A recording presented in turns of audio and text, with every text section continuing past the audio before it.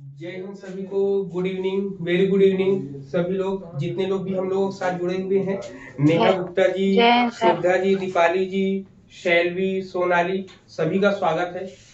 तो सबसे पहले यहाँ पर जो हम लोग एकत्रित हुए हैं, अपने एक मंच है ई शिक्षा संवाद, जहां पर हम सभी और आप, हम लोग मिलकर किसकी तैयारी कर रहे हैं, सब्जेक्ट एजुकेशन की। सब्जेक्ट एजुकेशन के साथ साथ हम लोग कौन कौन से टॉपिक्स देख रहे हैं, हम एनटीए यूजीसी नेट जेआर की तैयारी कर रहे हैं, साथ में हम लोग पीजीटी की तैयारी कर रहे हैं, असिस्टेंट प्रोफेसर की भी तैयारी कर रहे हैं, और जो लोग पीएचडी एंट्रेंस, याद रखिएगा, पीएचडी एंट्रेंस के लिए जो तैयारी करना चाहते हैं, वो उनके लिए भी ये इंपॉर्टेंट क्लासेस है।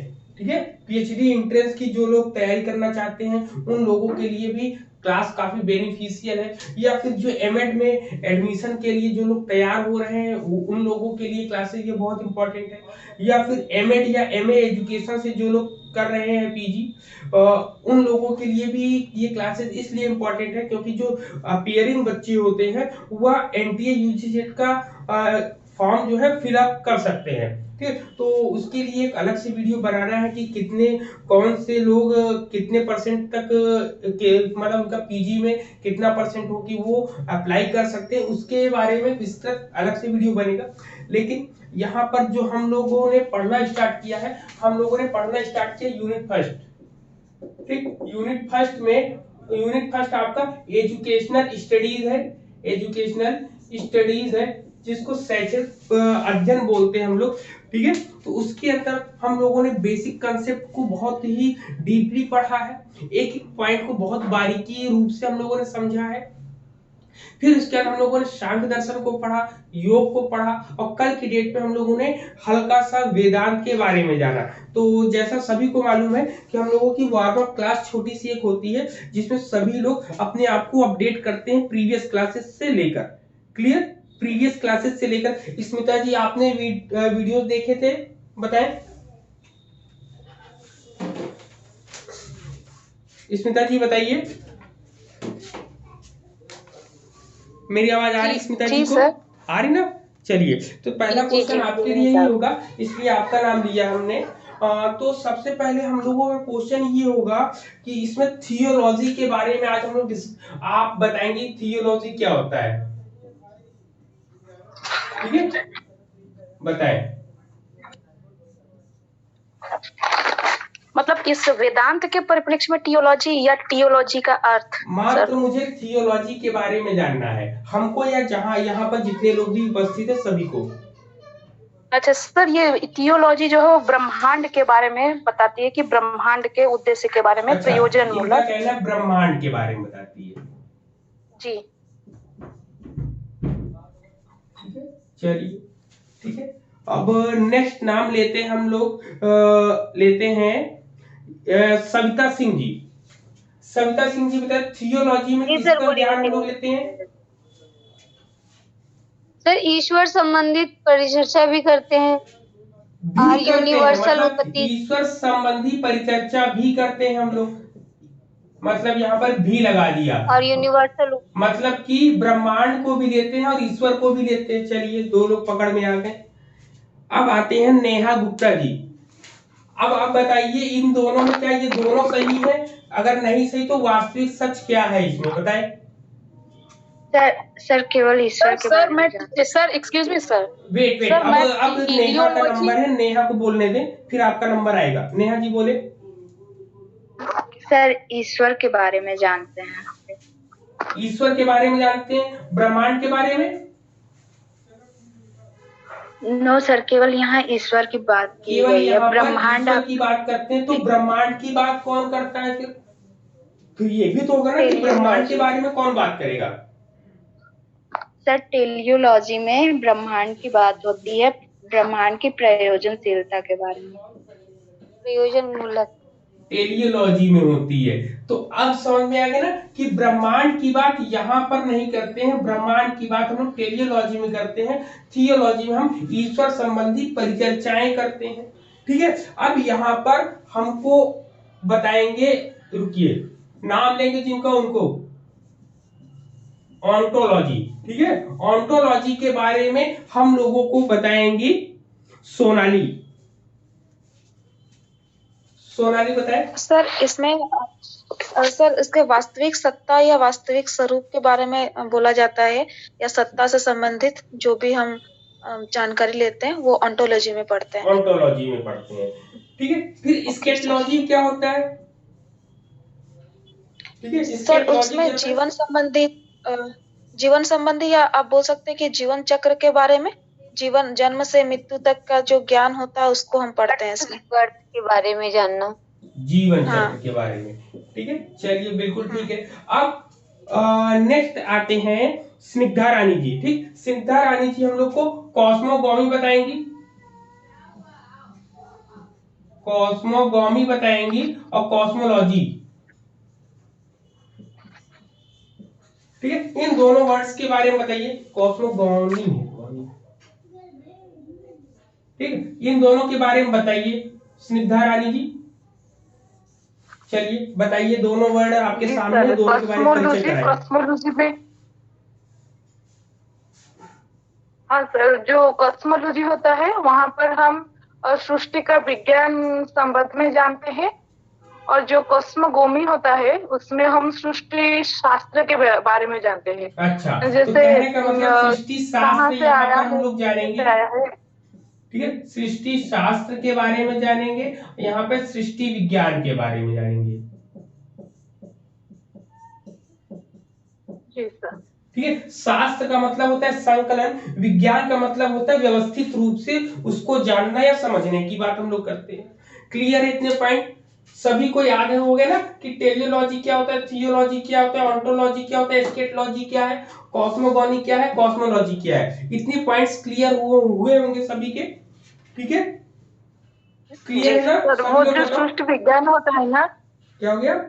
हाँ सर, ओनली स्ट्रक्चरल, वो जो सृष्टि विज्ञान है वहाँ पर हम सिर्फ स्ट्रक्चरल डेवलपमेंट के बारे में जानते हैं। बिल्कुल बिल्कुल, रचना और विकास के बारे में। यहाँ पर हम प्रवृत्ति के बारे में। हाँ ठीक है। Hello sir. हाँ बोलिए बोलिए, और लोग कुछ बोलना चाहे? सर वो योग दर्शन का क्लास छूट गया था तो उसे हम देखें तो उसमें डाउट है सही। अच्छा, डाउट है, बताइए क्या डाउट है? सर ज्ञान मीमांसा में आपने कहा था कि चित्त के बारे में बताया गया है और अष्टांग मार्ग के बारे में, तो फिर आचार मीमांसा में अष्टांग मार्ग बताया गया है, तो इसमें कंफ्यूजन है सर कि ज्ञान मीमांसा में क्या अष्टांग मार्ग है और आचार मीमांसा में। ज्ञान मीमांसा में जो अष्टांग मार्ग आप बताए गए हैं उसमें ये बताया गया कि आपको नॉलेज कैसे मिलेगा, कहां से मिलेगा, ठीक है। ये दोनों चीजों के बारे में आपको ज्ञान मीमांसा में बता दिया।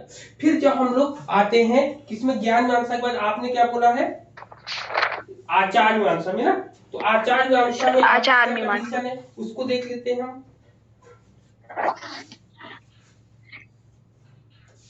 हेलो, हाँ हाँ बोलिए बोलिए बोलिए।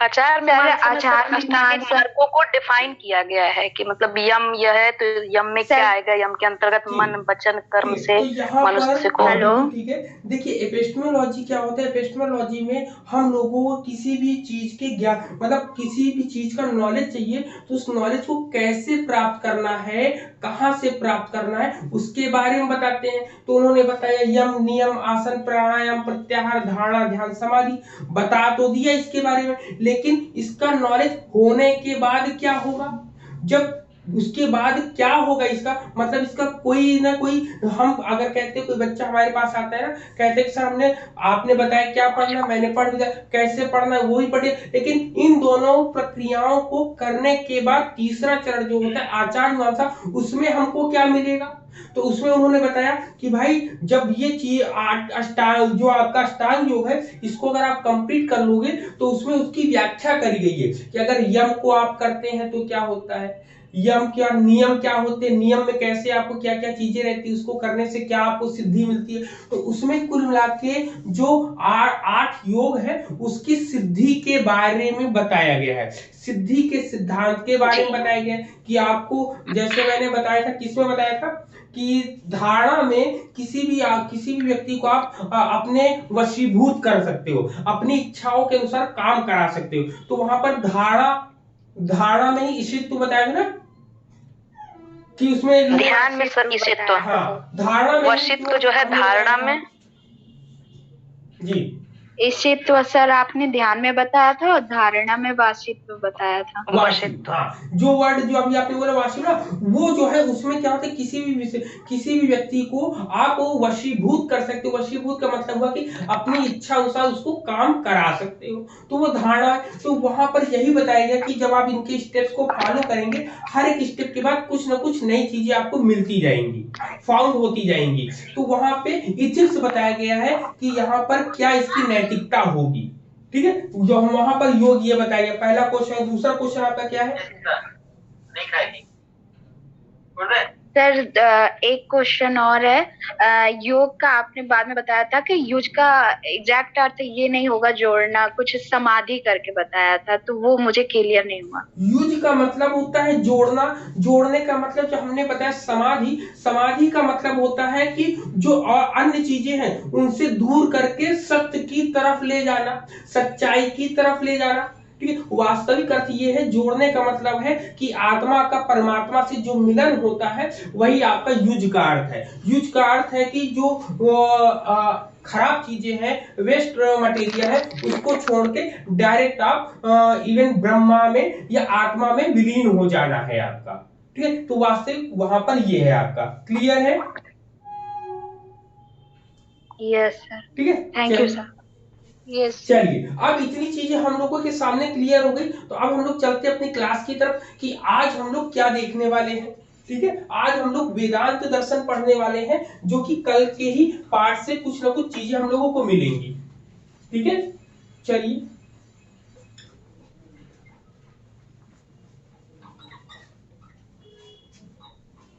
अब पहली बात, और सर इसमें भाष्य का आपने अनुवाद बताया था ना कि भाष्य मीन्स अनुवाद होता सब है। बताते हैं, अभी फिर से बताते हैं, सब एक एक पॉइंट आपको बताएंगे, ठीक है। तो अब देखिए, सबसे पहले वेदांता फिलॉसफी को स्टार्ट करने से पहले आपने अभी तक सांख्य और योग पढ़ा है, ठीक है। उसको थोड़ा सा किनारे करके अभी हम इसको लेकर चलते हैं, ठीक है। सबसे पहले हम लोग वेदांत की बात करते हैं। वेदांत की जब हम बात करते हैं तो वेदांत दर्शन जो होता है, इसको अगर हम इसका संधि विच्छेद करें तो संधि विच्छेद करने में हमको मिलता है कि वेद प्लस अंत, वेद प्लस अंत का मतलब होता है वेद धन अंत। तो इसका मतलब ये नहीं होता है कि वेद का अंत जो हो जाए, मतलब अंततः जो वेद के विचारों को कहे, वेद की बातों को कहे, तो वही आपका यहाँ पर वेद हो जाएगा। मतलब कि यहाँ पर आपको इसका टर्म्स निकल के आया, अंतिम रूप से जो वेद की सत्ता को हमको बताता है, प्रदर्शित करता है।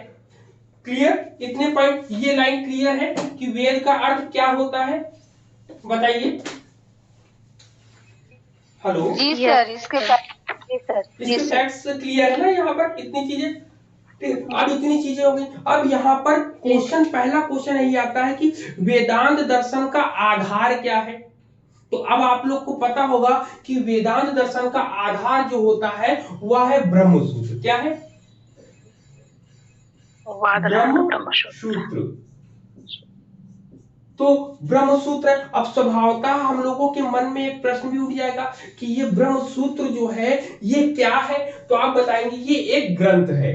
क्या है? ये एक ग्रंथ है आपका। अब ग्रंथ है तो ग्रंथ को लिखा भी तो होगा किसी ने। अब इनका नाम कुछ लोग बादरायण पढ़ते हैं, कुछ लोग वादरायण पढ़ते हैं। इसमें कंफ्यूजन दूर रखना है कि वी होता है कि बी होता है। तो याद रखिए ये आपका बी सही है, बी आपका गलत है, ठीक है। यहाँ पे वादरायण, क्योंकि यहाँ पर रिटर्न में नहीं, जब आप इंटरव्यू में जाते हैं तो इंटरव्यू में आपके हर एक वर्डिंग को पकड़ा जाता है वहां पर। तो यहाँ पर आपको ध्यान रखना है, ठीक है। वादरायण होंगे, ठीक है, वादरायण है। वादरायण अगर हम लोगों से कहा जाए या हम लोग समझें इस बात को कि वेद से हम लोग, इसकी पूरी कहानी हम लोग वेद से चलते हैं, वेद से हम लोग ब्राह्मण में आते हैं, ब्राह्मण से उपनिषद, ब्राह्मण से आरण्यक में आते हैं, आरण्यक से उपनिषद में आते हैं। तो उपनिषद में जो है पूरी की पूरी कथाएं कही है। उपनिषद जो होता है उसमें अनेक प्रकार के विचारों को बताया गया है। अब विचारों को बताने के माध्यम वहां पर चर्चाएं करी गई थी, उन चर्चाओं में इसको भी लिया गया। तो बादरायण ने क्या किया, वे उपनिषदों को एक संग्रह रूप में लिखा, सभी के ज्ञान को लिया, ज्ञान को लेने का एक संग्रह रूप में लिखा, जिसको बोला गया ब्रह्मसूत्र। ठीक, अब ये ब्रह्मसूत्र लिख तो दिया। अब इसी के आधार पर अनेक लोगों ने इसमें जो है अपनी चीजें गढ़ना शुरू कर दिया। मतलब कि अगर आपसे पूछा जाए कि ब्रह्मसूत्र क्या है, तो आप कह सकते हैं उपनिषदों के विचारों में जो सामंजस्य नहीं हुआ था, उस सामंजस्य को लाने का जो उद्देश्य था, एक साथ लाने का जो उद्देश्य काम किया था, वो बादरायण जी ने किया था। ये पॉइंट क्लियर हुआ। अब बात आती है कि वेदांत है क्या। एक क्वेश्चन आता है ना कि वेदांत अद्वैत है कि द्वैत है, मन में आता है ना। तो याद रखिए, वेदांत जो है, अगर वास्तविक वेदांत की हम लोग बात करते हैं तो वेदांत आपका एकवाद है आपका। ठीक, एकवाद भी बोलते हैं हम लोग, पहला पॉइंट। और दूसरा पॉइंट हम लोग बोलते हैं द्वैतवाद बोलते हैं, द्वैतवाद बोलते हैं। अब एकवाद को अगर हम देखा जाए तो इसी को हम लोग अद्वैत बोलते हैं। ठीक है, अद्वैत बोलते हैं। अब इसको इंग्लिश में क्या बोलते हैं, इंग्लिश वाला भी हम लोगों को याद रखना है, क्योंकि बहुत से ऐसे क्वेश्चन पेपर या बहुत से ऐसी यूनिवर्सिटीज होती हैं जो हिंदी में पेपर नहीं कराती, इंग्लिश में ही कराती है। तो अद्वैत को मोनिज्म बोलते हैं हम लोग। ठीक, मोनिज्म बोलते हैं। और द्वैतवाद को हम लोग डुअलिज्म बोलते हैं। ठीक, डुअलिज्म बोलते हैं हम लोग। क्लियर इतनी चीजें। अब यहाँ पर दो चीजें तो क्लियर हो गई हम लोगों के मन मस्तिष्क में कि ये दो कंडीशन यहाँ तक क्लियर हो गए हम लोगों को। सबसे पहले वेदांत का अगर हम लोग बेस माने या प्रमाण माने कि वेदांत दर्शन का प्रमाण क्या है, तो आप बताएंगे ब्रह्मसूत्र है। ब्रह्मसूत्र क्या है, ब्रह्मसूत्र उपनिषदों के विचारों को एक साथ लाने का प्रयास एक ग्रंथ के द्वारा किया गया है, जिसकी रचना बादरायण ने करी है। फिर बादरायण के ही वेदांत में इसको जो है एकवाद और द्वैतवाद भी बोलते हैं, जिसको मोनिज्म और डुअलिज्म बोलते हैं। यहां तक क्लियर हुआ। अब बात आगे बढ़ती है, बात आगे ये बढ़ती है कि ब्रह्म सूत्र में जो ब्रह्म सिद्धांत जो दिए गए, कुल मिला के यहां पर पूरी की पूरी ब्रह्म के सिद्धांतों की व्याख्या करी गई है हर लोगों ने। अब यहां पर सभी लोगों ने ब्रह्म सूत्र को पढ़ा। ब्रह्म सूत्र को जब पढ़ते हैं तो उसकी अलग अलग व्याख्या करते हैं। तो याद रखिएगा, ब्रह्म सूत्र को एक अन्य नाम से भी जानते हैं, जिसको बोलते हैं वेदांत सूत्र। क्या बोलते हैं, वेदांत सूत्र। ठीक है, यहां पर ये पॉइंट नोट करना है आप लोगों को कि ब्रह्म सूत्र को ही वेदांत सूत्र भी कहीं कहीं लिखा मिलता है। अब बात अगर ये आई कि ब्रह्म सूत्र को वेदांत सूत्र बोलते हैं, तो हो सकता है इसके और नाम भी हैं क्या, तो हाँ, इसके और नाम भी है, उस नाम को भी हम लिख लेंगे। इनके अन्य नाम है, पहला नाम है शारीरक सूत्र। क्या है इसका, शारीरक सूत्र। ठीक, एक नाम ये। फिर उसके बाद क्या और नाम है, हाँ, इसको शारीरक मीमांसा भी बोलते हैं। शारीरिक मीमांसा, शारीरक या शारीरिक,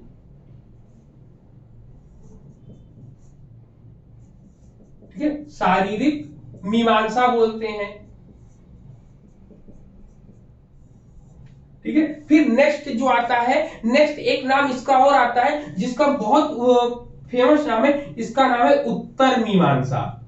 उत्तर मीमांसा। ठीक, इनके ये तीन नाम बहुत इंपॉर्टेंट है, याद रखना है हम लोगों को, अपने माइंड में इस कंसेप्ट को बैठा के रखना है। ठीक है, क्लियर है यहां पर इतनी चीजें बताइए सभी को। जी सर। हाँ, दीपाली जी हम लोगों को यहाँ पर ये बताएंगी कि मीमांसा का मतलब क्या होता है।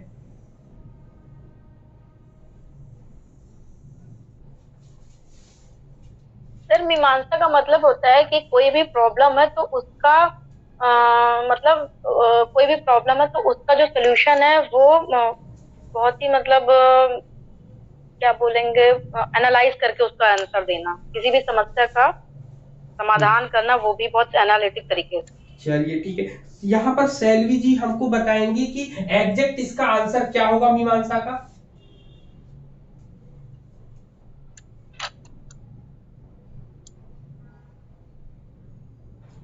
आवाज आ रही सैलवी?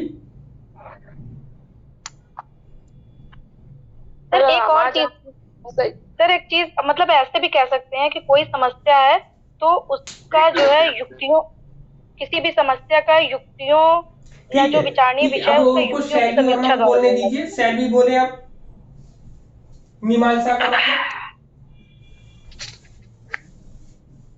जी सर। मीमांसा का मतलब क्या होगा बताइए। सर नहीं पता है सर। नहीं पता है, चलिए मनोहर सिंह जी बताएंगे हम लोगों को यहाँ पर मीमांसा का क्या मतलब है। तार्किक विश्लेषण। डाउट है क्या आपको? हेलो। डाउट नहीं होना चाहिए। यहाँ पर जो मीमांसा का सर मतलब मैंने हम इससे बताएं। पहले भी बताया था, अगर आप लोगों ने क्लास कंटिन्यू देखी होगी तो मैंने बताया था हाँ मीमांसा सर का हम मतलब होता है तार्किक विश्लेषण, क्रिटिकल इन्वेस्टिगेशन मैंने बता रखा है आपको ना।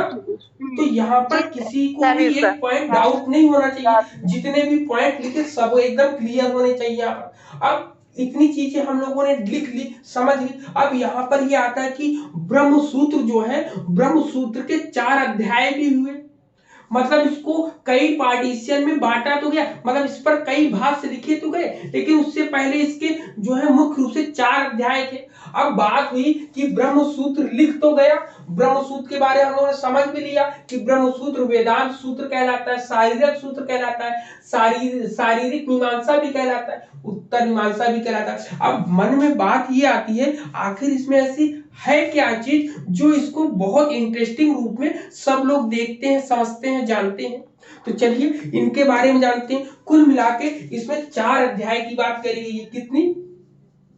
4 अध्याय की बात करी गई है, और इसी अध्याय के आधार पर ही इनका बंटवारा सुनिश्चित हुआ है। अब 4 अध्याय में देख लीजिए, सबसे पहले पॉइंट पे क्या आएगा? पहले पॉइंट पे आता है ब्रह्म विषयक विचार। ठीक है, पहले पॉइंट पर आएगा ब्रह्म विषयक विचार आएगा। ठीक है, कि मतलब ब्रह्म के विषय पर ही विचार किया जाएगा। फिर आता है ब्रह्म, ठीक है, पहले पॉइंट पे आए ब्रह्म विषयक विचार है। दूसरे पॉइंट पे आएगा कि जो ब्रह्म विषयक जो विचार है उनका तर्क द्वारा पुष्टि करना, मतलब इसी को लिखेंगे ब्रह्म विषयक विचार का या विचारों का, विचार का या विचारों का, ठीक है, विचारों का तर्क द्वारा पुष्ट करना या सिद्ध करना या प्रमाणित करना, ठीक है, पुष्टि करना होता है। 2 पॉइंट ये हो गए। फिर तीसरे पॉइंट में आपका आता है, तीसरे पॉइंट में हम लोग देखेंगे, नीचे तक दिख रहा है ना? हाँ दिख रहा है, ठीक है, थोड़ा सा कट रहा है। फिर तीसरे पॉइंट में हम लोग क्या करेंगे? तीसरे पॉइंट में यहां हुई कि साधना से संबंधित सूत्र। साधना का मतलब होता है ना तप, तो वहां पर इन्होंने बोला साधना से संबंधित सूत्र, साधना से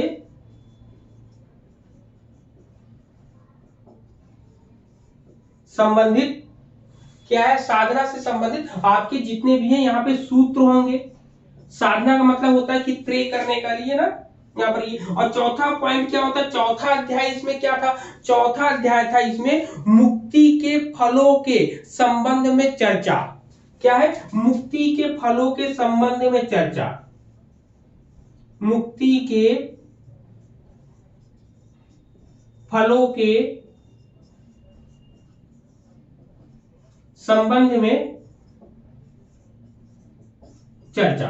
ठीक है, आपको ऐसा बता रहे हैं कि यहां से आपको किसी प्रकार का डाउट नहीं होगा। सबसे पहले वेदांत की बात आई, वेदांत में आपने ब्रह्म सूत्र लिया, बादरायण लिया, इन दोनों के बारे में आपने जाना कि एकवाद है, द्वैतवाद है। फिर इसके अब इनकी बात हुई कि भाई इनके संप्रदाय जो बटे हैं, उनके संप्रदाय किसके आधार पर बटे हैं, तो आप कह सकते हैं इनके जो 4 अध्याय हैं, इस 4 अध्याय के आधार पर ही इन और भी इनके संप्रदाय बटे हैं, जिसमें अब इनके 4 अध्याय सबसे पहले ब्रह्म के विषय पर इन्होंने चर्चा करी है ब्रह्म सूत्र में। दूसरे पॉइंट में बताया है कि ब्रह्म सूत्र पे जब ब्रह्म विषय पर चर्चा करते हैं तो उसको किसी न किसी तर्क के द्वारा उनको सिद्ध किया जाता है। अब सिद्ध करने के लिए इन्होंने कुछ साधन सूत्र बताए, साधना के सूत्र बताए हैं। साधना के सूत्र के साथ साथ जब साधना के सूत्र बताए, उसी में मुक्ति के फलों के संबंध में चर्चा भी करी कि भाई मुक्ति कितने प्रकार की होती है, किस मुक्ति से क्या मिलता है क्या नहीं मिलता है,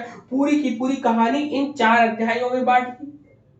ठीक, अब यहीं पे वेदांत दर्शन के संप्रदाय का उदय हुआ। वेदांत दर्शन के संप्रदाय,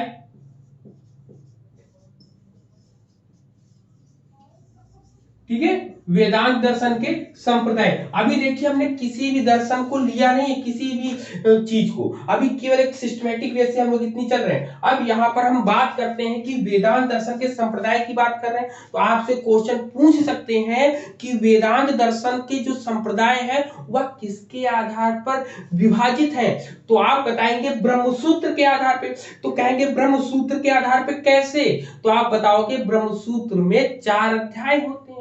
4 अध्याय में पहला ब्रह्म के विषय पर बात करेंगे, फिर ब्रह्म को तर्कों द्वारा पुष्ट करेंगे, सिद्ध करेंगे, फिर उनकी साधना से संबंधित सूत्रों को बताएंगे, फिर चौथे पॉइंट में मुक्ति के जो फल होते हैं, रिजल्ट जो होता है सॉल्वेशन का, उससे रिलेटेड बात करेंगे। तो इन्हीं चारों की बातों को ही सब लोग अपने अपने तरीके से गाना गाएंगे।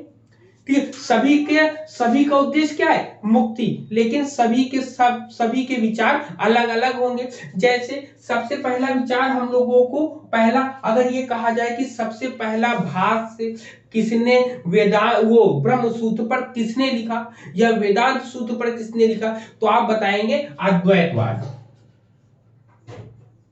ठीक है, अद्वैतवाद, ठीक है, अद्वैतवाद जिसको हम लोग बोलते हैं नॉन डुअलिज्म। क्या बोलते हैं, नॉन डुअलिज्म होता है आपका। पहला तो ये हो गया आपका, फिर दूसरा कौन सा होता है, दूसरा आपके सामने आता है विशिष्टाद्वैतवाद। ठीक है, क्या आता है, विशिष्टाद्वैतवाद।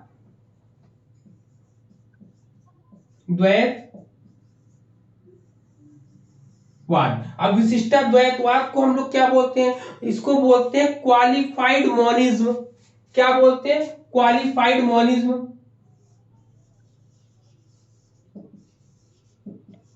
क्वालिफाइड मोनिज्म,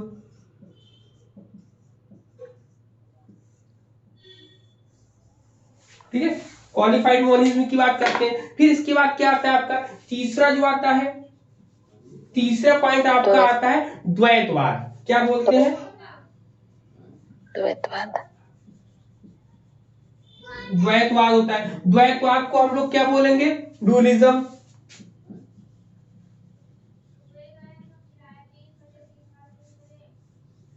ठीक, और तीसरा ये था, और चौथा जो आता है हम लोगों का वो होता है द्वैताद्वैत।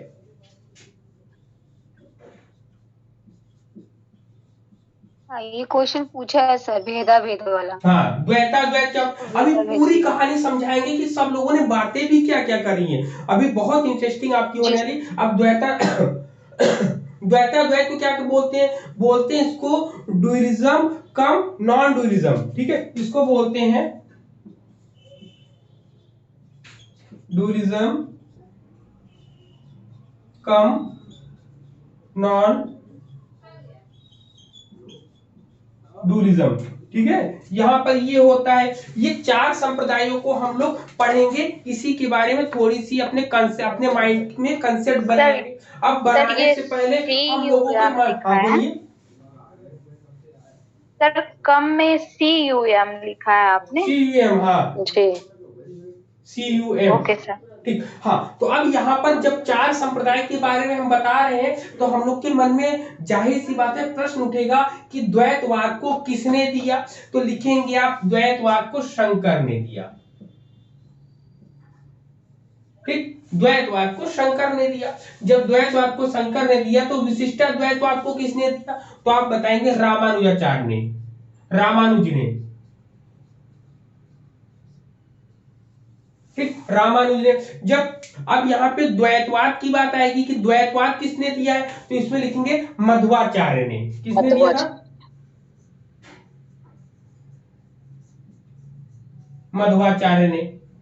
ठीक, अब द्वैताद्वैत की बात अगर हम करेंगे कि द्वैताद्वैत की बात किसने करी है, तो आप बताएंगे निम्बार्काचार्य ने। निम्बार्काचार्य।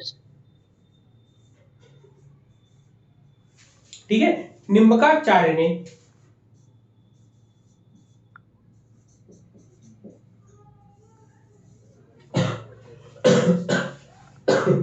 इतने पॉइंट्स क्लियर है सबके यहाँ पर? बताइए, इतने पॉइंट्स क्लियर हैं सभी के? जी सर।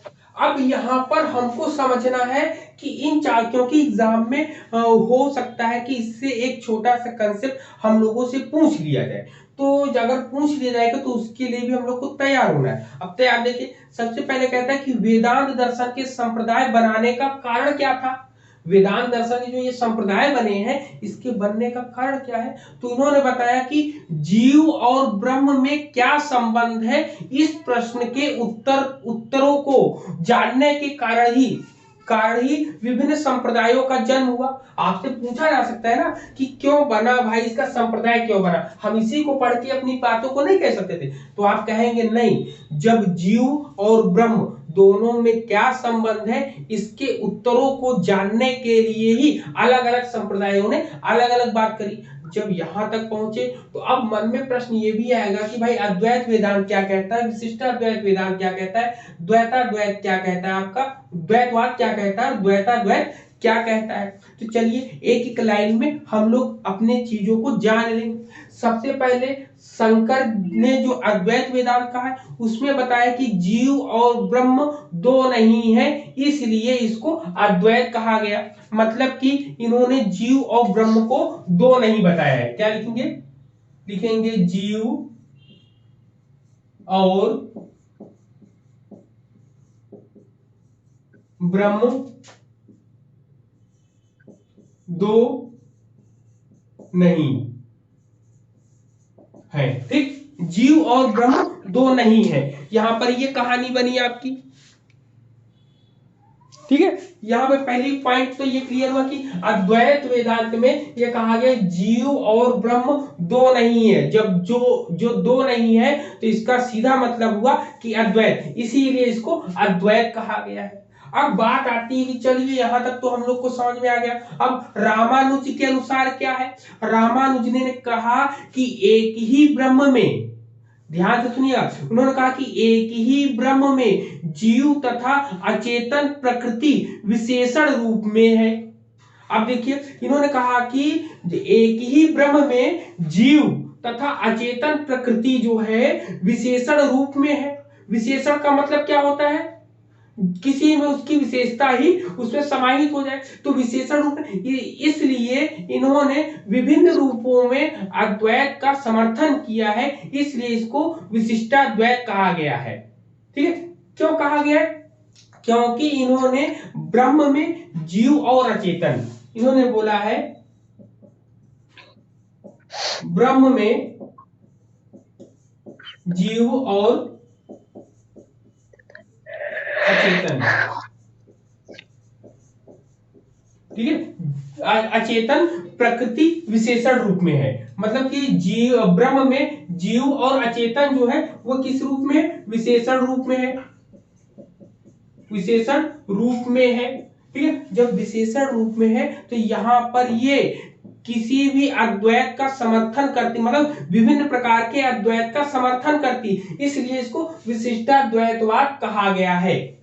ठीक है, विशिष्टाद्वैतवाद कहा गया। तो ये दो पॉइंट तो क्लियर हुए कि भाई इन्होंने जीव और ब्रह्म दोनों को एक माना है। तो यहाँ पर ये क्या कहा कि ये जो ब्रह्म है, ब्रह्म में ही सब कुछ विलीन है, सब कुछ मिला हुआ है, ये कहानी हुई। अब बात आती द्वैतवाद क्या कहता है, डुअलिज्म क्या कहता है। डुअलिज्म का मतलब ही हो गया जहां पर दो लोगों की बात है, मतलब कि जीव तथा ब्रह्म को दो मानते हो। इन्होंने क्या कहा, जीव और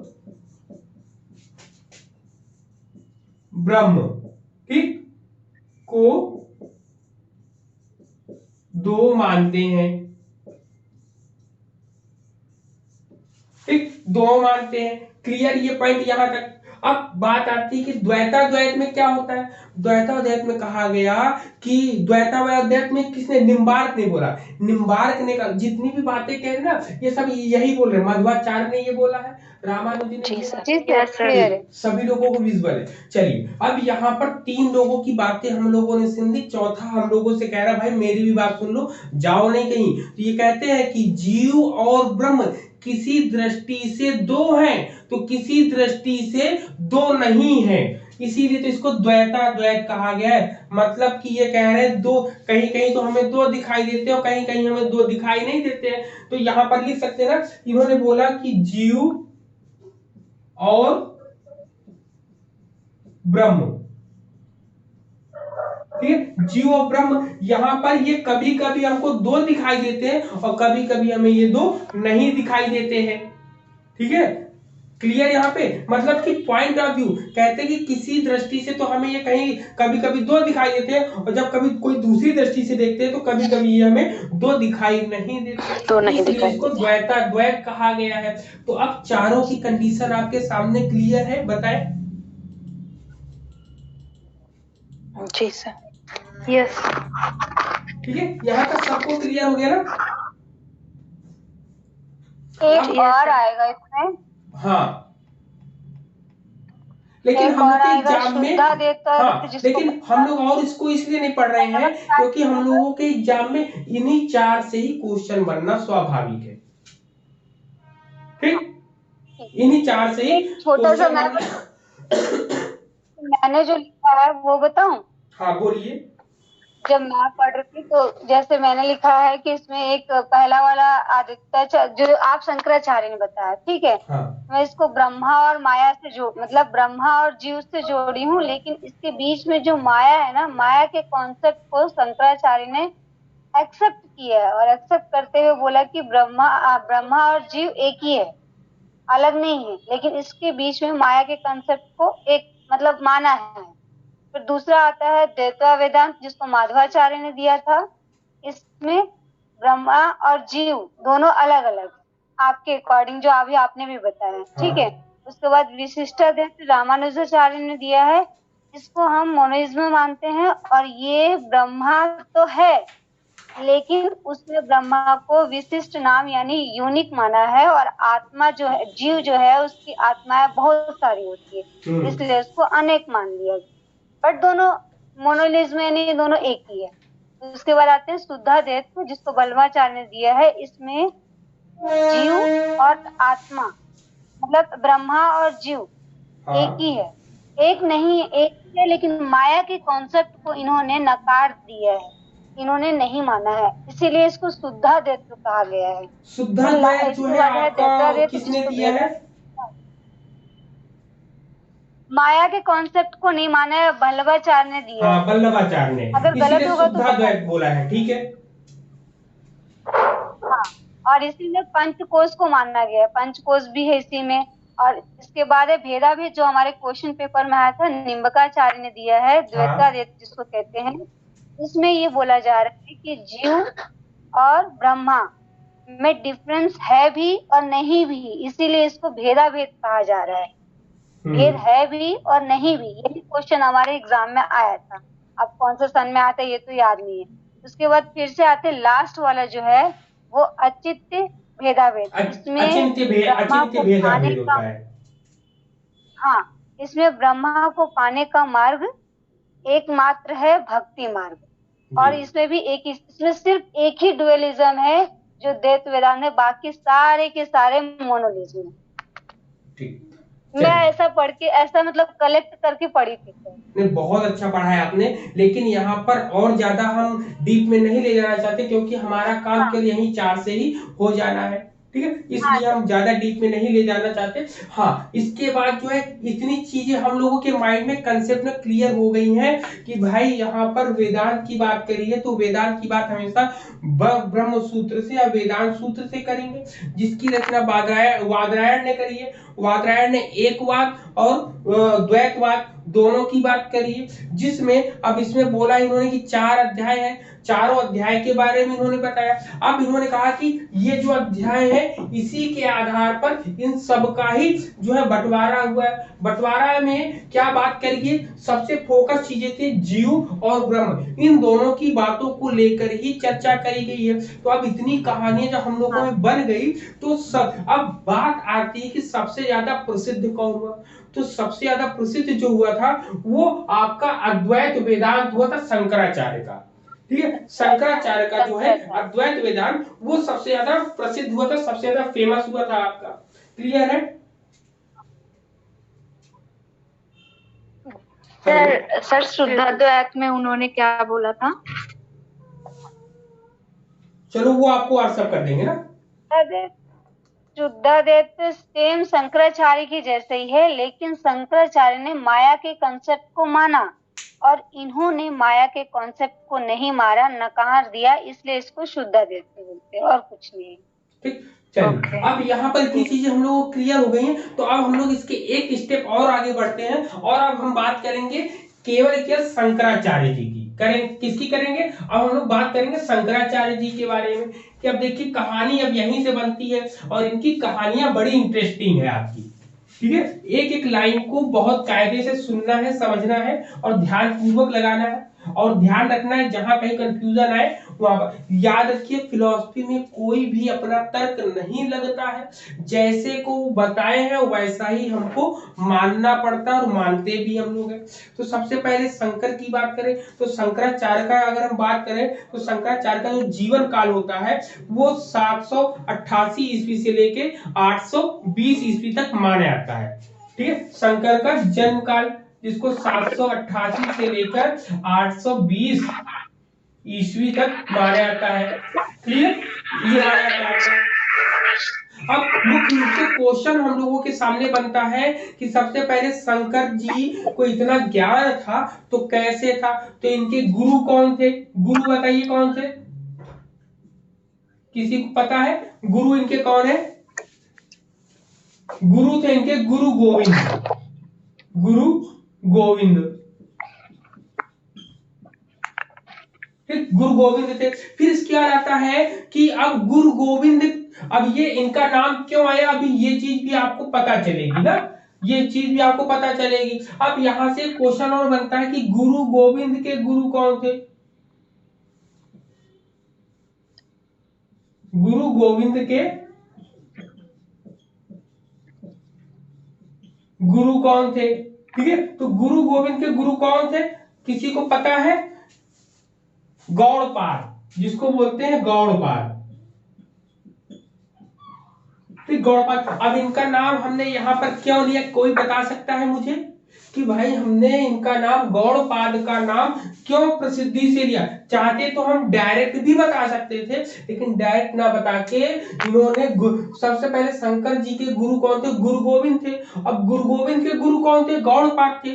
क्यों इनको हम लोग प्राथमिकता दे रहे हैं? क्योंकि सर्वप्रथम अद्वैत वेदांत के सर्वप्रथम समर्थक, मतलब कि अद्वैत वेदांत के प्रथम, ये है प्रथम समर्थक, ठीक है। प्रथम समर्थक कौन थे अद्वैत वेदांत के? तो गौड़पाद थे। और गौड़पाद थे कौन? शंकर के गुरु थे। क्लियर है? यहां पर ये पॉइंट बताने का मेन रीजन ये था आपका। क्लियर है यहाँ पर? बताइए सभी लोग। एक बार और बता दीजिए। Yes sir. हाँ, अब यहाँ पर बात ये हुई थी कि अद्वैत वेदांत के सबसे पहले समर्थक कौन थे? सबसे पहले समर्थक आप बताएंगे गौड़पाद थे, ठीक है। आप क्या बताओगे? गौड़पाद थे। तो गौड़पाद कौन थे? तो आप बताएंगे गुरु गोविंद के गुरु थे। तो गुरु गोविंद कौन थे? गुरु गोविंद जो है शंकर जी के गुरु थे। क्लियर? क्लियर है?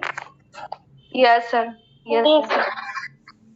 ठीक है, ये पॉइंट था यहाँ पर केवल गौड़पाद को समझाने का। तो यहाँ पर इतने पॉइंट्स क्लियर हो गए कि अद्वैत वेदांत से संबंधित चीजें हम लोग के सामने क्लियर हुई। अब चलिए, अब हम लोग चलते हैं नेक्स्ट पॉइंट पे, जिसमें हम लोग शंकराचार्य जी ने जो संसार के बारे में, जो जगत के बारे में बोला है, उससे रिलेटेड कहानियों के बारे में समझेंगे। क्योंकि जो क्वेश्चन बनते हैं एग्जाम में, यहीं से क्वेश्चन बनते हैं। तो सबसे पहले एक एक चीजों को समझ लेंगे हम लोग, तभी हम लोग आगे बढ़ेंगे। ठीक है, तभी हम लोग आगे बढ़ेंगे। अभी कुछ भी नहीं, केवल माइंड में एक कंसेप्ट बैठा रहे हैं आपके माइंड में, कि आपके ज्ञान, आपके माइंड में जो भी ज्ञान है उसको व्यवस्थित करने का काम करना है हमें। ठीक, मन में जो क्वेश्चन आए तुरंत पूछते जाए। चलिए, तो सबसे पहले क्या हम लोग बात करेंगे? बात करेंगे शंकराचार्य की थ्योरी ऑफ वर्ल्ड। क्या बात करेंगे? थ्योरी ऑफ वर्ल्ड की बात करेंगे। फिर थ्योरी ऑफ वर्ल्ड क्या है इनका?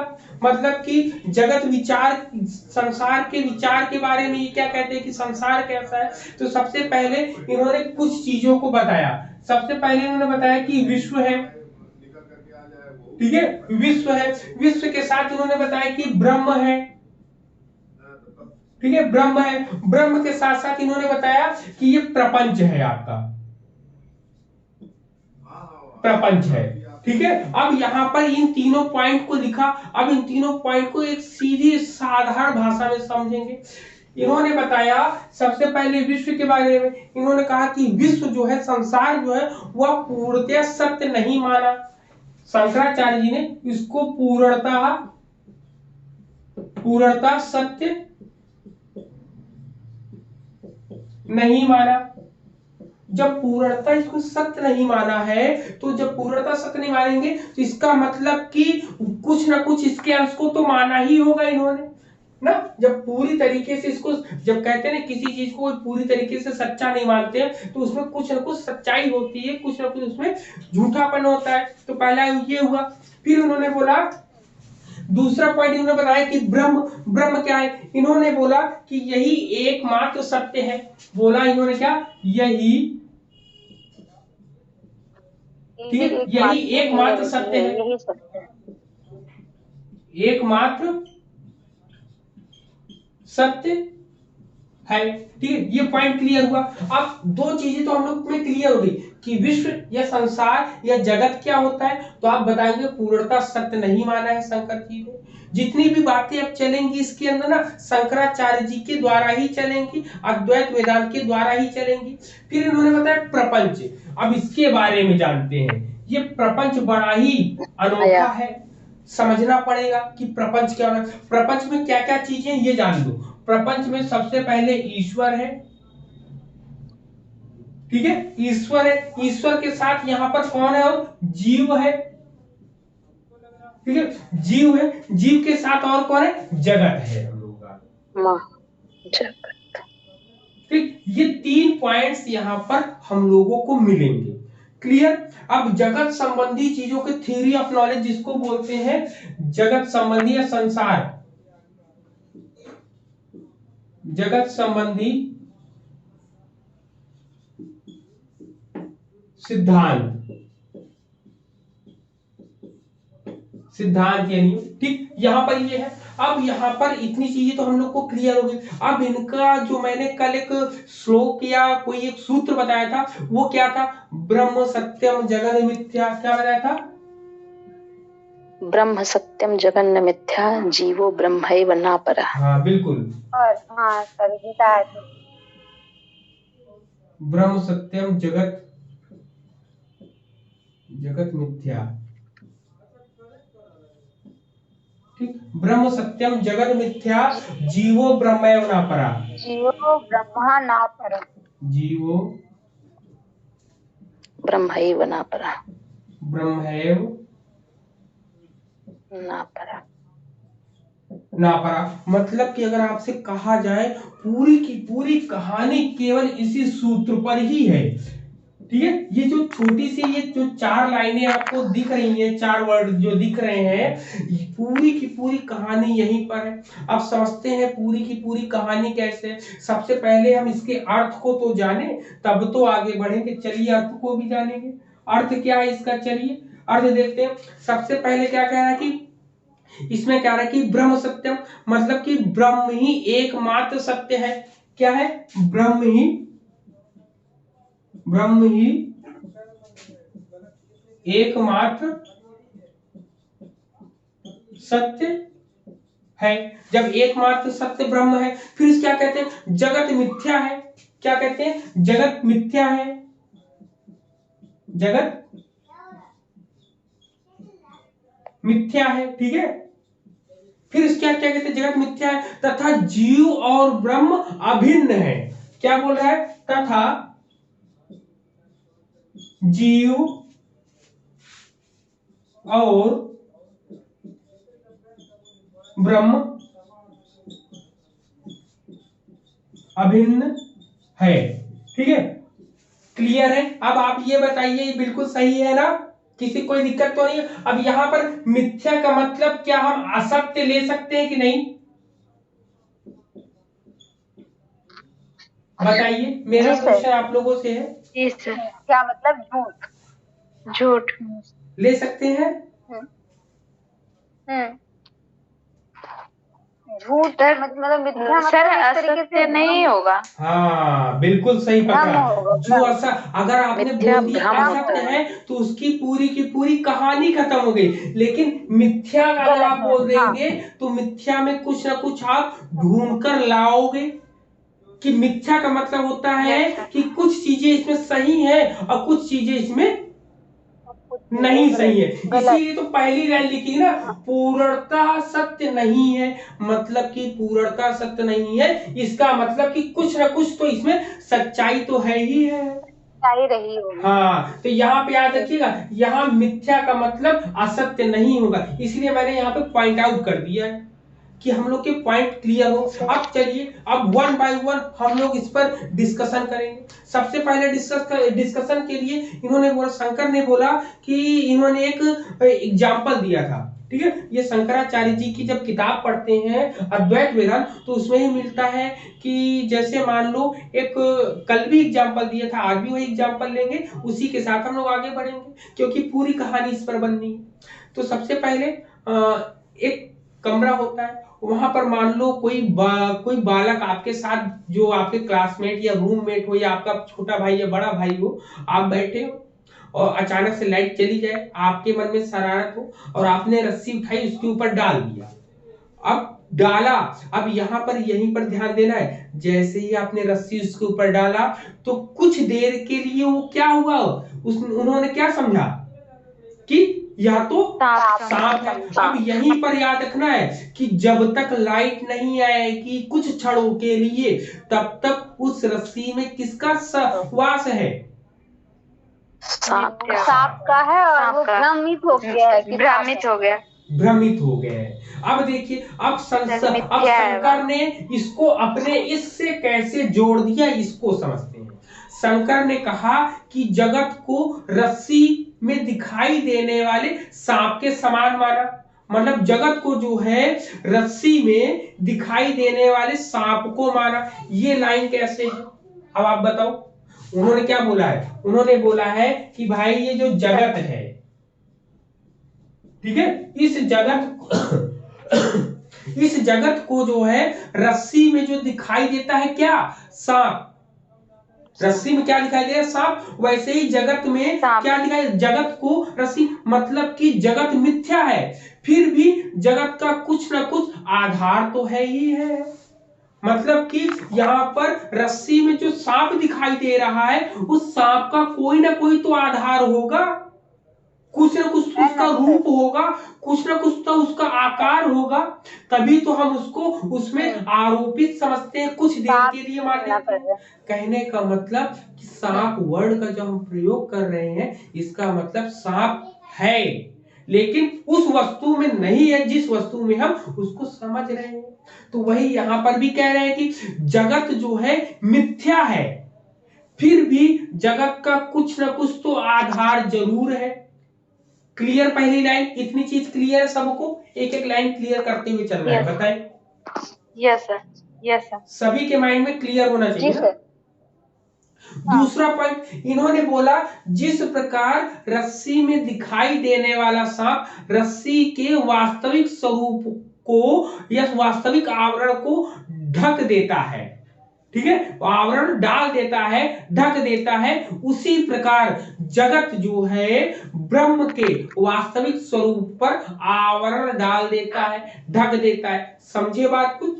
मतलब कि जिस प्रकार रस्सी में दिखाई देने वाला जो सांप है, वो सांप जो है रस्सी के आकार को कुछ समय के लिए बंद कर देता है। जैसे आपने बोला ना, आपके घर में कोई छोटा बड़ा भाई बहन हो, उसके ऊपर आपने रस्सी फेंक दी है, तो जिस समय तक लाइट नहीं है, अंधेरा नहीं है, जिस समय तक वो सांप को उस रस्सी में समझ रहा है, तो क्या उस रस्सी कोई वास्तविकता है क्या? अंधेरे में वो क्या है? वास्तविकता नहीं है, सांप की वास्तविकता। अब देखिए, मैंने बोला अंधेरे में क्या है? अंधेरे, जब तक अंधेरा है तब तक वह सांप है। मतलब कि अंधेरा का मतलब जगत, जगत तब तक वो ब्रह्म के रूप, ब्रह्म को छुपाए हुए, मतलब ब्रह्म में जगत पहले आवरण डालता है, उसके ऊपर ढकता है। क्या ढकता है? कह रहा है कि इसी प्रकार जगत जो है ब्रह्म के वास्तविक स्वरूप को छेक लेता है या उस पर पर्दा डाल देता है। क्लियर हुई पॉइंट को? लेकिन अब ये पर्दा हटेगा कब? कल पूछा था ना नेहा ने कि सर हमें ब्रह्म ज्ञान की प्राप्ति कैसे होगी? जब अविद्या हट जाएगी, प्रकाश आ जाएगा, अंधकार से जब उजाले की ओर तब आ जाएंगे, तब आपका पर्दा वहां से हट जाएगा। सर जब आत्मज्ञान की प्राप्ति हो जाएगी तो हमें वास्तविक स्वरूप का पता चल जाएगा। ठीक, बिल्कुल सही है। अब लेकिन यहाँ पर अब इतनी चीजें जान ली, अब इसके एक स्टेप थोड़ा सा और बढ़ते हैं। इन्होंने कहा इसी तरह से जगत सत्य प्रतीत होता है, मतलब कि जगत है, जगत प्रतीत का मतलब होता है कुछ समय के लिए वो सच दिखाई देता है। जब तक अंधकार है तब तक जगत दिखाई देगा, मतलब जब तक अंधकार है तब तक रस्सी में सांप दिखाई देगा, मतलब ब्रह्म को छुपा लेगा कौन? जगत छुपा लेगा। रस्सी को छुपा लेगा कौन? सर्प छुपा लेगा। दोनों को जोड़कर चलते चलेंगे तो हम लोग क्लियर हो जाएंगे। अब इतनी चीजें अगर हम लोग को क्लियर हो गई तो अब माइंड में ये भी चीज आएगी। तो अब यहां पर हम लिख सकते हैं कि ब्रह्म क्या है? ब्रह्म क्या है? ब्रह्म को चाहे जितना छुपा लो वो बाहर तो निकलेगा ही निकलेगा, मतलब कि ब्रह्म क्या है? सत्य है, सत्य है, सत्य है। फिर अपरिवर्तनशील है, जी सर। ठीक है, अपरिवर्तनशील है। जब ये दोनों चीजें हैं तो यहाँ पर विश्व क्या है? विश्व क्या है? यहाँ पर परिवर्तनशील है, परिवर्तनशील। जगत मिथ्या है। ठीक, जगत मिथ्या है, परिवर्तनशील है। अब यहीं पर एक लाइन, अब यही कहानी है, ध्यान दीजिएगा। अब इसी को एक अलग नाम देते हैं। अब अलग नाम क्या देते हैं? आप लोगों ने पढ़ा होगा विवर्तवाद। क्या पढ़ा होगा?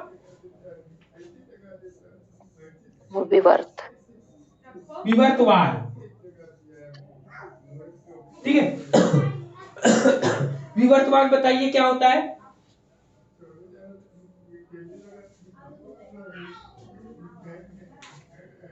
बताइए, किसी को पता है? नहीं पता? चलिए, विवर्तवाद को हम समझते हैं, बिल्कुल जो हम लोग पढ़ रहे हैं वही है। बोलिए। हेलो, बोलिए। सत्कारवाद उसका उल्टा होता है। जैसे दूध से दही बनना पर दही से दूध को नहीं बना सकते, वही होता है विवर्तवाद। विवर्त मतलब माया। अब यहाँ पे कंफ्यूज नहीं है। अब सुनिए, क्योंकि कोई अलग लॉजिक अगर अभी आपने जोड़ दिया ना, आप जो चीजें कहानी बन रही है आपके माइंड में, वो कहानी स्प्लिट हो जाएगी। थोड़ी देर के लिए रुकिए और सोचिए। विवर्त का मतलब होता है परिवर्त, मतलब संपूर्ण पूरा का पूरा जगत जो है ब्रह्म का विवर्त मात्र है, मतलब ब्रह्म के द्वारा बनाई हुई चीज है। जिस प्रकार सांप जो है रस्सी का विवर्त कर लेता है। सांप क्या है? रस्सी को ढक लेता है, उसी प्रकार जगत भी ब्रह्म को कुछ देर के लिए ढक लेता है। ठीक है, अगर आपसे कहा जाए आपसे यहां पे ध्यान होगा ब्रह्म का विवर्त। ब्रह्म का विवर्त कौन है? मतलब विवर्त का मतलब कौन ढक लेता है ब्रह्म को? बताओ। जगत। जगत। उसी प्रकार अगर पूछा जाए रस्सी को कौन ढक ले, रस्सी का विवर्त कौन है? रस्सी का सांप विवर्त, तो वो सांप हो जाएगा। ठीक है, क्लियर पॉइंट। यहां पर ये पॉइंट क्लियर हुआ कि विवर्तवाद क्या होता है। क्लियर है? जो कुछ समय के लिए भ्रमित कर दे। हाँ, कुछ समय के लिए भ्रमित कर दे। अब देखिए, अब यहाँ पर इतनी चीजें अगर समझ में आ गई तो कुछ देर के लिए आप सोचेंगे कि देखने में विश्व ब्रह्म का रूपांतरित रूप है ना। कुछ देर के लिए सोचेंगे कि वह तो उसमें परिवर्तित हो गया, बदल गया, परंतु वह केवल प्रतीति मतलब केवल आभास होता है। जैसा कि नेहा ने अभी बताया कि कुछ देर के लिए हम मान लेते हैं भाई उसमें वो चीजें आ जाती हैं। ठीक है, लेकिन ये नहीं कि बदल गई तो वो दोबारा अपने रूप में आएगी नहीं, केवल प्रतीति मात्र है, प्रतीत कर लेते हैं, आभास मात्र है, आभास कर लेते हैं। तो इतनी कहानी समझ में आई सबको? बताइए। Yes sir. समझ में आई ना सभी को? जी सर। जी सर। यस सर हाँ सर। बोले सर एक लाइन में अगर हम विवर्तवाद को कहेंगे तो कैसे उसको डिफाइन करेंगे? विवर्तवाद को एक लाइन जैसे में ये तो एग्जाम्पल के थ्रू हो जब गया। कभी सत्य पर मिथ्या का आवरण पड़ जाता है तो उसको हम विवर्तवाद बोलते हैं। जब कभी सत्य पर मिथ्या प्रकाश पर अंधकार ढक लेता है प्रकाश को तो हम उसको विवर्तवाद कहते हैं। लेकिन इसका मतलब ये नहीं कि प्रकाश जो है अंधकार में परिवर्तित हो गया। भाई प्रकाश अंधकार में कभी परिवर्तित हो ही नहीं सकता है। कुछ समय के लिए, जैसे कहते नहीं सूर्य ग्रहण लगता है, सूर्य में जो ग्रहण लगता है तो कुछ क्षणों के लिए लगता है ना, फिर उसके बाद ग्रहण हटता है तो उजाला उसका फैल जाता है। तो विवर्तवाद का मतलब यही है। क्लियर है इतनी चीजें पॉइंट? हेलो, ठीक है सर। जी सर। ठीक है, ओके। अब यहाँ पर इतनी चीजें क्लियर हुई। अब कुछ देर के लिए आपके मन में ये भी प्रश्न आएगा कि अब यदि ब्रह्म सत्य है तो ब्रह्म के द्वारा सब कुछ बनाई हुई वस्तुएं असत्य कैसे हो सकती हैं? एक छोटा सा ख्याल आएगा ना कि आपको मैंने बताया कि ब्रह्म ने ही, कल बताया था ना मैंने कि ब्रह्म ने ही इस जगत को बनाया, इस जगत में रहने वाले जीव को बनाया, इस जगत जीव के बाद ईश्वर को भी बनाया, माया को भी बनाया। मतलब कि अगर ब्रह्म सत्य है तो इसके द्वारा जो चीजें बन रही हैं वो सत्य क्यों नहीं है, वो असत्य क्यों है? मन में प्रश्न आएगा ना। तो इसका उत्तर भी शंकर जी ने दिया। उन्होंने बताया ब्रह्म तो एक ही है परंतु विश्व के अनेक रूप है, अर्थात विश्व अनेक रूपों वाला है। इसीलिए ब्रह्म ने अपने आप को अपरिवर्तनशील बताया और विश्व को परिवर्तनशील बताया है। ठीक है, परिवर्तनशील का मतलब जो दिन ब दिन कुछ ना कुछ अपने में बदलाव करता रहे। तो अब यहाँ पर ये इस क्वेश्चन का आंसर भी आपको मिल गया होगा कि ब्रह्म जो है सत्य है लेकिन उसके द्वारा बनाई हुई चीज असत्य है या मिथ्या है, ये हम कह सकते हैं। क्यों मिथ्या है? क्योंकि वो दिन ब दिन बदलती रहती है। बदलती रहती है। इसकी कहानी अगर आप सुनना चाहो, इसकी कहानी बड़ी एक रोचक कहानी है। राजा जनक के बारे में आप लोग जानते हैं? यस जी। याज्ञवल्क्य के बारे में आप जानते हैं? याज्ञवल्क्य जो है राजा जनक के समय के ही हैं और उनकी कहानी बड़ी फेमस है, हम लोगों को उपनिषदों में पढ़ने को मिलता है। उसमें मिलता यह है कि राजा जनक एक दिन ऐसे ही अपने महल में सो रहे होते, तो सोते सोते उनको अचानक से एक सपना दिखाई देता है। उस सपने में वो देखते हैं कि वह एकदम निर्धन हो गए, गरीब हो गए, खाने के लिए कुछ नहीं है। अब जंगलों में घूम रहे हैं। अब जंगल में घूमते घूमते उनको कुछ मांस मिल जाता है। उस मांस को मिलने के बाद उस मांस को वो जो है अपने पास रखते हैं और खाने का प्रयास करते हैं। जैसे ही वो खाने का प्रयास करते हैं एक चील आती है और उसको लेकर चली जाती है। एक चील आती है और लेकर चली जाती है। लेकिन जब ये उठते, मतलब कि ये पूरी कहानी कैसे बनी? उनके सपने में बनी। ये पूरी कहानी कैसे बनी? उनके सपने में बनी। लेकिन जब फिर जैसे ही उठे अचानक से, वैसे अपने दरबारियों से कहा कि अरे मेरा मांस कहाँ गया, मेरा भोजन कहाँ गया, चिल्लाए। तो उन्होंने बोला अरे महाराज क्या हुआ आपको, क्यों इतने विचलित है, परेशान? तो उन्होंने कहा कि मैंने सपने में देखा कि मेरा कोई भोजन ले गया, मैं गरीब हो गया, ये हो गया, वो हो गया, बहुत सी चीजें बताई। तो ये उसके लिए परेशान थे कि मुझे सपना ऐसा क्यों दिखाई दिया।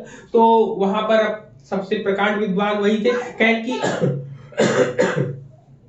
याज्ञवल्क आए। तो याज्ञवल्क से कहा कि आप तो वेदांत के प्रकांड पंडित हैं, आप बताओ। तो उन्होंने अपनी पूरी कहानी बताई जनक जी ने, और याज्ञवल्क से पूछा कि ये बताओ कि मेरे साथ ऐसा क्यों हुआ, अभी तो नहीं है मेरे साथ, सपने में क्यों ऐसा दिखाई दिया। तो उन्होंने कहा ठीक है बताते हैं। उन्होंने कहा ये बताइए, जिस समय आप देख रहे थे, क्या आप उस समय जाग रहे थे, क्या आपका शरीर जाग रहा था क्या? उन्होंने कहा नहीं। तो कहीं अगर आप इस समय है तो क्या आपका शरीर जाग रहा है कि सो रहा है क्या? तो उन्होंने कहा कि हाँ इस समय तो शरीर जाग रहा है। तो कहीं दोनों ही कंडीशन में कौन है? तो दोनों ही कंडीशन में ये जो प्रश्न बार बार पूछ रहा है ना, यही तो आपकी आत्मा है। इन्होंने वही चीजें सच्चाई के बारे में बताया कि आपका शरीर जो है वो केवल कुछ दिनों के लिए आएगा, कुछ दिनों के लिए जाएगा। मतलब कि ये शरीर जो है आपका विश्व का एक छोटा सा प्रतिरूप है, जो कि हमेशा दिन ब दिन बदलता रहता है। लेकिन आपकी आत्मा जो है वो अटल है, एक जगह रुकी हुई है, अपरिवर्तनशील है। इसीलिए ब्रह्म को ही आत्मा ही कहा गया है। तो ऐसी कहानियों से हम लोगों को समझ में आई कि नहीं आई ये कहानी? आप सभी को बोले आगे सर, आगे ये पॉइंट क्लियर हुआ हम लोगों को। अब यहाँ पर अब इतनी चीजें जब क्लियर हो गई, तो अब यहाँ पर बात हुई कि मन में ये भी प्रश्न आएगा कि अगर इतनी, चलो ठीक है, सब बातें ठीक है, लेकिन ये जगत को बनाकर, आत्मा को बनाकर इन्होंने क्या कलाकारी कर दी ब्रह्म ने? तो याद रखिए, इनके अंदर कलाकारी की क्षमता थी। मतलब कि ब्रह्म के अंदर जादूगर वाली ताकत थी। जब जादूगर वाली ताकत थी तो यह अपनी शक्ति से जो है एक नहीं अनेक रूपों में परिवर्तित करते गए सबको, लेकिन अपने आप को कभी प्रभावित नहीं करने दिया। अब परिवर्तन का मतलब समझते हैं हम लोग। यहाँ पर परिवर्तन का मतलब ऐसे समझते हैं, जैसे बीज है, बीज से क्या उत्पन्न कराया इन्होंने। अब देखिए, ये कलाकारी हमारी नहीं, ये आपकी नहीं, ये ब्रह्म की कलाकारी है। ब्रह्म की क्या कलाकारी है? उन्होंने क्या बनाया? बीज है, ठीक, बीज से उन्होंने वो क्या बना रहे? बीज से वृक्ष उत्पन्न कर रहे हैं, वृक्ष उत्पन्न कर रहे हैं। फिर दूसरा पॉइंट अगर लेते हैं तो फल से क्या होता है? फल से फूल उन्होंने करा है, फल से फूल बनाया है, ठीक है, फल, ठीक है, फल से फूल, फल से फूल इन्होंने बनाया है। तो उसी प्रकार ब्रह्म ने अपनी जो है माया की शक्ति के द्वारा विश्व का प्रदर्शन किया है। कहने का मतलब कि इसी प्रकार ब्रह्म ने क्या किया, जैसे बीज से वृक्ष बनता है, उसी प्रकार इन्होंने माया से क्या बनाया है? माया से यह विश्व बनाया है, या जगत बनाया। ठीक है, तो बस कहानी ऐसी ही है इनकी। कहानी में कोई है बहुत दम है, लेकिन बस इसको समझने का तरीका हम लोग को पता होगा तो हम लोग पूरी चीजों को समझ लेंगे। जैसे बीज से वृक्ष बनता है, वैसे ही माया से यह जगत बनता है। जगत जब बनता है, हम लोग देखते हैं माया में एक दूसरे के साथ कहीं ना कहीं घनिष्ठ रूप से संबंध में जुड़ जाते हैं। तो ये प्रदर्शन है किसका? ब्रह्म का। ये सब कहानी किसकी है? ब्रह्म की बनाई है। जिस प्रकार जादूगर अपने जादू से, अब मान लो नजरबंद खेल कभी देखा है आपने? नजरबंद खेल देखा है किसी ने? कि एक नजरबंद खेल होता है जहां पर वो कहता है कि भाई कोई, जब मैं अपना नाटक जादू शुरू कर दूं तो कोई उठकर जाएगा नहीं। आपने देखा होगा कि एक गर्दन होती, गर्दन को अलग करके दूसरी जगह रख देता है, फिर वहीं पर लाके रख देता है। तो वो क्या होता है? नजरबंद खेल होता है, जादू होता है, जिससे वो और लोग तो प्रभावित होते हैं लेकिन स्वयं खुद प्रभावित नहीं होता है। उसी प्रकार ब्रह्म है। ब्रह्म भी कहता है वह एक जादूगर के समान है, जो जादू सबको दिखाता तो है, सबको उसको वशीभूत करता तो है, लेकिन स्वयं वो उससे अछूता रह जाता है। ठीक है। उत्तरतः मतलब कि माया उसको हाँ। प्रभावित नहीं कर पाती। ठीक है, तो यहाँ पर ये जो कहानी बताई गई है, यहाँ पर जादू को क्या बताया गया है? जादू यहाँ पर जगत है, विश्व है। विश्व को इन्होंने जादू की उपमा दी है। ठीक है, जादू की उपमा देकर, जगत को यहाँ पर जादू की उपमा देकर समझाने का प्रयास किया है। किसने? ये शंकराचार्य जी ने किया है। तो यहां तक क्लियर हो गई? इतनी पॉइंट क्लियर हुए सबके? Yes sir. अब इन्होंने जगत संबंधी चीजों को समझने के लिए 3 सत्ताओं की बात करी थी। ठीक है, 3 सत्ताओं की बात करी थी। तो आज की क्लास यहीं तक रखते हैं कि कंटिन्यू करें?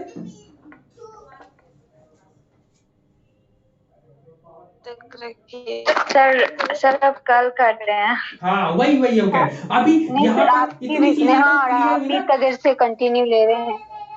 क्या हुआ सर? आप भी इतना देर से कंटिन्यू ले रहे हैं ना? हाँ और अभी तभी ठीक हुआ है। नहीं ठीक है, वही तो। अभी खाना नहीं खाया के यहाँ तक कहानियां हम लोगों को समझ में आ गई कि ब्रह्म और जगत, मतलब ये पूरा कोटेशन इनका अभी समझ में आ गया है। अब इसी कोटेशन में 3 चीजें और है। प्रातिभाषिक सत्ता होती है, व्यावहारिक सत्ता होती है, और एक सत्ता और है आपकी जिसको पारमार्थिक सत्ता बोलते हैं। इन तीनों के आधार पर ही आगे की कहानियां बनेंगी। ठीक है, तो चलिए आज से सबको सब कुछ समझ में आया जितना बताया हमने? Yes sir. ठीक है, वीडियो को फिर से रिकॉर्डिंग डाल जाएगी, वीडियो को फिर से देखिएगा। जो डाउट होगा जरूर पूछिएगा, जरूर क्लियर होगा। ठीक है जी सर। जी sir, good night. Good night सभी को, जय हिंद सभी को।